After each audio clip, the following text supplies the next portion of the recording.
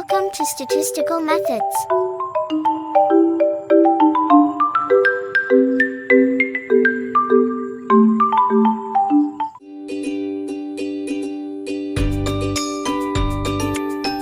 Halo, Assalamualaikum warahmatullahi wabarakatuh. Di video ini akan dijelaskan 3 materi pada metode statistik. Yang pertama, Z menguji suatu proporsi. Yang kedua, chi-square test untuk variansi. Dan yang ketiga, topik tambahan uji hipotesis. Z test untuk proporsi. Uji hipotesis yang melibatkan proporsi populasi dapat dianggap sebagai percobaan binomial jika hanya ada 2 hasil dan probabilitas keberhasilan tidak berubah dari satu percobaan ke percobaan lainnya. Lalu, apa sih kegunaan dari Z-test untuk proporsi? Uji Z untuk proporsi digunakan untuk memeriksa perbedaan proporsi populasi dan sampel. Uji Z dapat digunakan untuk satu proporsi atau 2 proporsi. Uji Z, uji proporsi digunakan untuk sampel besar, N lebih dari sama dengan 30, dengan asumsi observasi N dalam sampel dipilih secara random dari sebuah populasi dan N adalah besar. Terdapat poin penting, yaitu proporsi juga sama dengan presentase populasi. Uji Z satu proporsi digunakan ketika terdapat 2 kelompok dan membandingkan nilai proporsi yang diamati dengan nilai teoritis. Uji Z 2 proporsi dilakukan pada 2 proporsi untuk memeriksa apakah keduanya sama atau tidak. Kita ingat kembali rumus untuk mencari mean atau rataan dan simpangan baku dari distribusi binomial. Rumus untuk mencari mean adalah mu sama dengan N dikali P. Rumus untuk mencari simpangan baku adalah sigma sama dengan akar N dikali P dikali I. Karena distribusi normal dapat digunakan untuk mendekati distribusi binomial ketika NP lebih dari sama dengan 5 dan NI lebih dari sama dengan 5, distribusi normal standar dapat digunakan untuk menguji hipotesis proporsi. Rumus uji Z untuk proporsi yaitu Z sama dengan Pi hat dikurangi P per akar Pi per N. Dengan Pi hat adalah X per N atau proporsi sampel, P adalah proporsi populasi, dan N adalah ukuran sampel. Rumus tersebut berasal dari pendekatan normal ke binomial dan mengikuti rumus umum. Nilai tes sama dengan nilai yang diamati dikurangi nilai yang diharapkan per standar error. Kita memperoleh Pi hat dari sampel, yaitu nilai observasi. P adalah nilai yang diharapkan. Akar Pi per N adalah standar error. Rumus Z sama dengan Pi hat dikurangi P per akar Pi per N diturunkan dari rumus Z sama dengan X dikurangi mu per sigma. Dengan mensubstitusikan mu sama dengan N kali P dan sigma sama dengan akar N dikali P dikali I. Kemudian membagi pembilang dan penyebut dengan N. Asumsi untuk menguji proporsi. Yang pertama, sampel adalah sampel acak. Yang kedua, kondisi untuk percobaan binomial terpenuhi. Bisa dilihat di bab 5. Yang ketiga, NP lebih dari sama dengan 5 dan NI lebih dari sama dengan 5. Catatan. Langkah-langkah untuk pengujian hipotesis sama dengan yang ditunjukkan pada bagian pengujian hipotesis sebelumnya. Tabel Z digunakan untuk mencari nilai kritis dan nilai P. Berikutnya, chi-square test untuk variansi. Distribusi chi-square digunakan untuk membangun interval kepercayaan untuk untuk varians tunggal atau deviasi standar. Distribusi ini juga digunakan untuk menguji klaim tentang varians tunggal atau deviasi standar. Catatan penting: untuk menemukan area di bawah distribusi chi-square, gunakan tabel G dan ada 3 kasus yang perlu dipertimbangkan.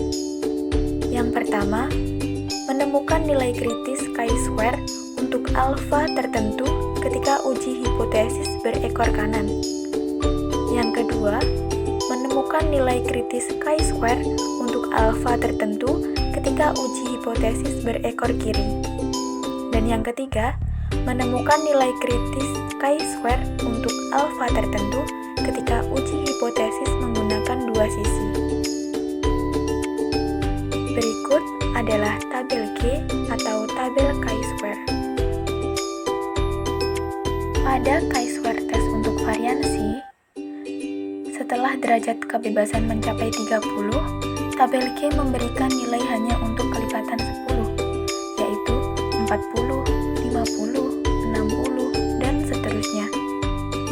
Ketika derajat kebebasan yang dicari tidak ditemukan dalam tabel, nilai yang lebih kecil yang paling dekat harus digunakan. Sebagai contoh, jika derajat kebebasan yang diberikan adalah 36, gunakan nilai tabel untuk 30 derajat kebebasan. Pedoman ini menjaga kesalahan tipe 1, sama dengan atau di bawah nilai alfa. Ketika kita menguji klaim tentang varians tunggal menggunakan uji chi-square, ada 3 situasi pengujian yang memungkinkan, yaitu uji ekor kanan, uji ekor kiri, dan uji 2 ekor. Situasi pengujiannya: jika seorang peneliti meyakini bahwa varian suatu populasi lebih besar dari suatu nilai tertentu, kita misalkan nilai tersebut 225, maka peneliti tersebut menyatakan hipotesisnya sebagai hipotesis 0, sigma kuadrat sama dengan 225, dan hipotesis alternatif sigma kuadrat lebih dari 225, maka melakukan uji ekor kanan. Yang berikutnya, jika peneliti percaya bahwa varians dari suatu populasi kurang dari 225, maka peneliti menyatakan hipotesisnya sebagai hipotesis 0, sigma kuadrat sama dengan 225, dan hipotesis alternatif sigma kuadrat kurang dari 225. Melakukan uji ekor kiri. Dan yang berikutnya, jika seorang peneliti tidak ingin menentukan arah, dia menyatakan hipotesisnya sebagai hipotesis 0, sigma kuadrat sama dengan 225, dan hipotesis alternatif sigma kuadrat tidak sama dengan 225. Maka melakukan uji 2 ekor. Rumus chi-square untuk variansi tunggal. Rumus chi-square untuk variansi tunggal yaitu x kuadrat sama dengan n dikurangi 1 dikali s kuadrat per sigma kuadrat. Dengan derajat kebebasan n dikurangi 1, n adalah besarnya sampel, s kuadrat adalah variansi sampel, dan sigma kuadrat adalah variansi populasi. Asumsi yang dibuat untuk uji chi-square. Yang pertama, sampel harus dipilih secara acak dari populasi. Yang kedua, populasi harus terdistribusi secara normal untuk variabel yang diteliti. Yang ketiga, pengamatan harus independen satu sama lain. Catatan penting: perkiraan nilai P untuk uji chi-square dapat ditemukan dengan menggunakan tabel G atau tabel chi-square. Prosedur ini sedikit lebih rumit daripada prosedur sebelumnya dalam mencari nilai P untuk uji Z dan T ketika distribusi chi-square tidak sepenuhnya simetris, dan nilai chi-square tidak boleh negatif. Seperti yang telah kita lakukan pada uji T, kita akan menentukan interval untuk nilai P berdasarkan tabel. Ketika uji chi-square adalah uji dua sisi, kedua nilai interval harus digandakan. Yang berikutnya adalah topik tambahan uji hipotesis. Terdapat beberapa konsep lain tentang konsep statistika dasar. Topik-topik ini berkaitan dengan hubungan antara pengujian hipotesis, interval kepercayaan, dan beberapa informasi tambahan tentang kesalahan tipe 2. Interval keyakinan dan pengujian hipotesis. Yang pertama, ketika hipotesis 0 ditolak. Interval kepercayaan untuk rata-rata menggunakan tingkat signifikasi yang sama tidak akan mengandung rata-rata yang dihipotesiskan. Yang kedua, ketika hipotesis 0 tidak ditolak. Interval kepercayaan yang dihitung menggunakan tingkat signifikasi yang sama akan berisi rata-rata yang dihipotesiskan. Kesalahan tipe 2 dan kekuatan tes. Ingatlah bahwa dalam pengujian hipotesis ada dua kemungkinan, yaitu hipotesis 0 adalah benar atau salah. Selanjutnya, berdasarkan uji statistik, hipotesis 0 ditolak atau tidak ditolak. Hasil ini memunculkan 4 kemungkinan, seperti yang ditunjukkan pada gambar. Ada dua jenis kesalahan. Yang pertama, kesalahan tipe 1. Dapat terjadinya ketika hipotesis 0 ditolak. Dengan memilih tingkat signifikasi, misalnya 0,05 atau 0,01, peneliti dapat menentukan probabilitas terjadinya kesalahan tipe 1. Yang kedua, kesalahan tipe 2. Kesalahan tipe 2 terjadi ketika hipotesis 0 memang salah, tetapi tidak ditolak. Probabilitas melakukan kesalahan tipe 2 dilambangkan sebagai beta. Nilai beta tidak mudah untuk dihitung. Hal ini tergantung pada beberapa hal, termasuk nilai alfa, ukuran sampel, standar deviasi populasi, dan perbedaan aktual antara nilai hipotesis dari parameter yang sedang diuji dengan parameter yang sebenarnya. Peneliti memiliki kendali atas dua faktor ini, yaitu pemilihan nilai alfa dan ukuran sampel. Standar deviasi dari populasi terkadang diketahui atau dapat diestimasi. Masalah utama terletak pada mengetahui perbedaan aktual antara parameter yang dihipotesiskan dan parameter sebenarnya. Jika perbedaan ini diketahui, maka nilai parameter akan diketahui. Jika parameter diketahui, maka tidak perlu melakukan pengujian hipotesis.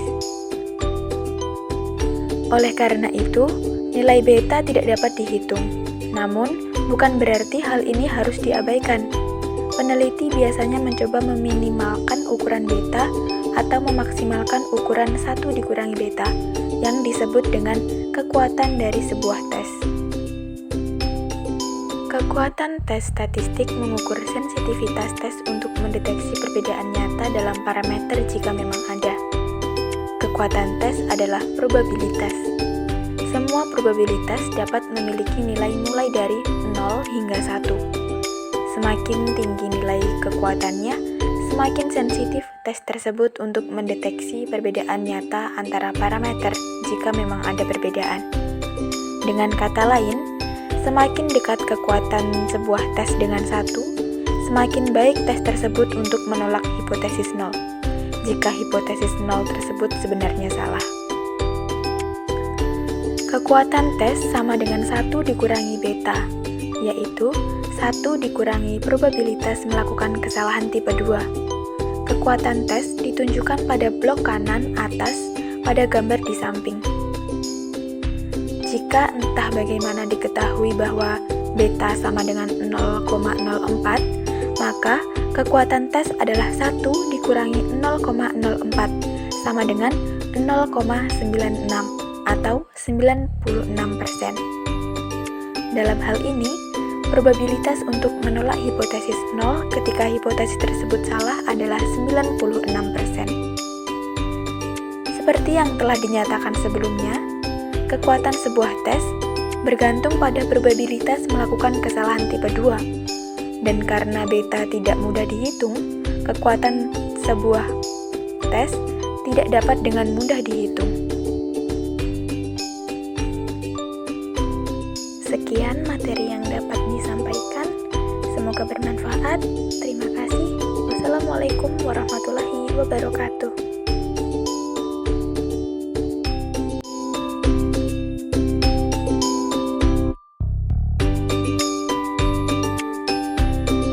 Thanks for watching this video.